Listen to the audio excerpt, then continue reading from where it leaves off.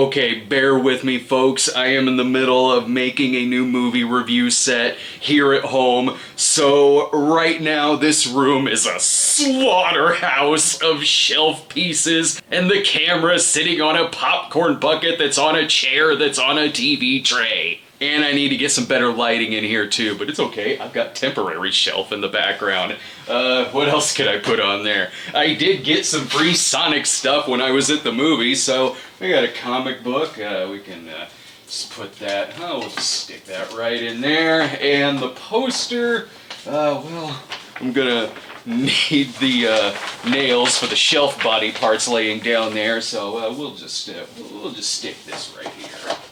Anyway, you know, for being one of the most derivative movies I've seen this year, Sonic 2 really isn't that bad. That's pretty much what I thought of the first movie, where I've seen this kind of film several times, but here, there's a likability to it that makes it work. And whatever you felt about the first movie, that's probably what you'll feel here too. Yeah, it's a whole lot of I've seen this before, right down to numerous one-liners that would have been old if I heard them in a movie 20 years ago. There's also an action sequence that hinges on a giant beam going up to the sky. Hell, the opening chase scene made me think I was watching Teenage Mutant Ninja Turtles Out of the Shadows again, and I'm fairly certain it uses the same song. The movie has a dance-off where Sonic says, "Hit it!" and Uptown Funk starts playing. This is coming dangerously close to playing with fire territory. It's like the movie isn't bad because it's not worse.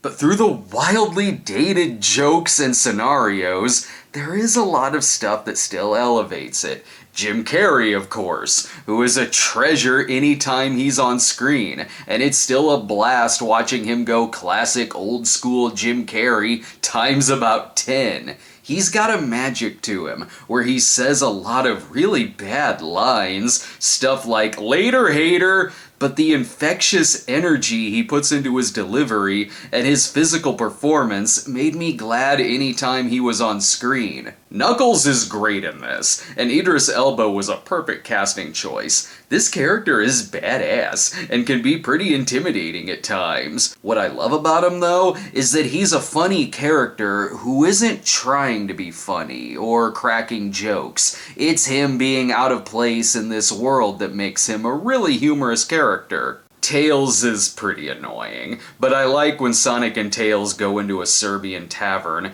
and are scared by all that's around them. There's a funny gag where Sonic sets up a fake Sonic a la Ferris Bueller to cover up him being gone, but it immediately fails.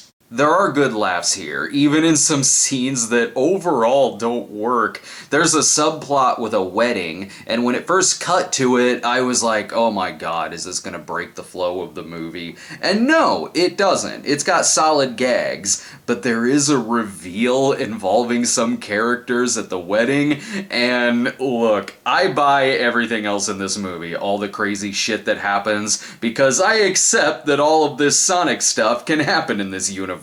But wow, I did not buy this far-fetched reveal. What the hell kind of sense did that make? And yet there is still some funny jokes within the sequence, even if it didn't make any sense. There's references to the games too, and the movie does it well because, for the most part, it doesn't pause the movie or zoom in and say, huh, see, look at this. No, if there's a reference to the game, it does it, there's context, and if you get it, you get it, and if you don't, it's not confusing and it moves along quickly. But there are some other movie references that go a little overboard. The pop culture references got old fast. And I mean, it's the kind of joke where a character finds something and another goes, ooh, like in Ghostbusters! Or two characters are fighting and one goes, ooh, like Vin Diesel and The Rock! The movie is also too damn long. It's 2 hours and 2 minutes. What? A lot of it does move along at a good pace, but about 90 minutes in,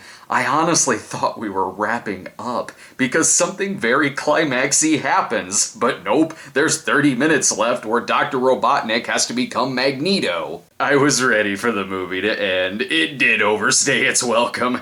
but at the skin of its teeth, I'm giving it a B-. For the gags that did work, Jim Carrey's performance, Knuckles being great, and throughout most of it, from the jokes that are good to the ones that aren't, it does consistently stay endearing. You can tell they have a top priority of making their characters likable, because I even like seeing the human characters, which is rare to say in a movie like this. Thanks for watching, everyone. Now I gotta put together more shelves. I'll be back tomorrow with a review of Michael Bay's Ambulance. See you next time.